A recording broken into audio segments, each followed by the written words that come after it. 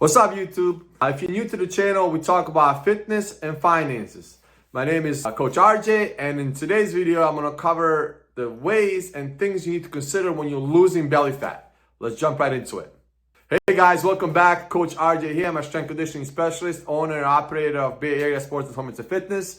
And part of this channel, I talk about fitness. My boy JT covers the finances. So today I want to attack a big issue that a lot of people are trying to lose, especially coming, being in January, and we have all these New Year's resolutions, is losing that belly fat. So, I've done a few videos on how to calculate your calories and how to set up your macros. So I'll put the links below as far as that goes, so you can learn how to do that, because that's a huge part.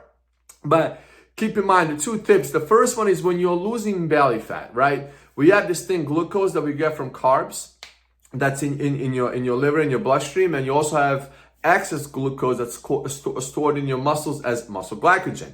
Now, when you're losing belly fat, when you're losing weight, when you're losing body fat, the reason it takes long, because we need time to deplete that glucose out of the liver, our bloodstream, and the muscles. So that way the body starts to then utilizing body fat for energy, right? So, when you follow the meal plan, you're tracking your calories, your macros, don't get discouraged when you don't see the weight coming down or you're not seeing the changes in the mirror. Usually I recommend weighing in every single day in the morning, keeping track on the average, and then average at the end of the week to see what your weight is, if you're losing any weight. If you're not, then you need to adjust your calories.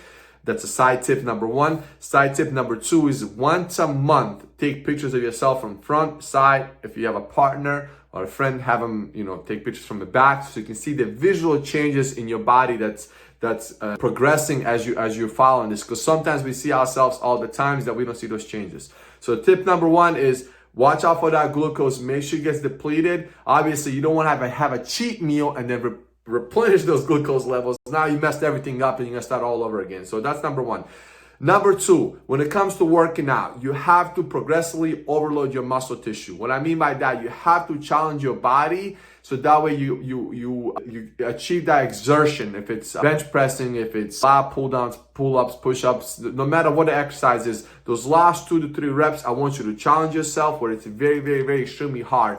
That's gonna do two things. One is gonna break down that muscle tissue. So when you're eating the right nutrients, that protein, right, our best friends when it comes to building muscle, is gonna repair that muscle tissue, right? And two, it's gonna get you stronger. It's gonna build stability in your muscles, your ligaments and tendons, and so on. And then, side tip, add the creatine. For my guys out there, 5 grams a day. For my ladies, 3 grams a day. Recent research has shown you can take up more, but I will stick with the basics right now till we see more stuff that comes out. And then, keep an eye on those two things. Main thing is don't get discouraged.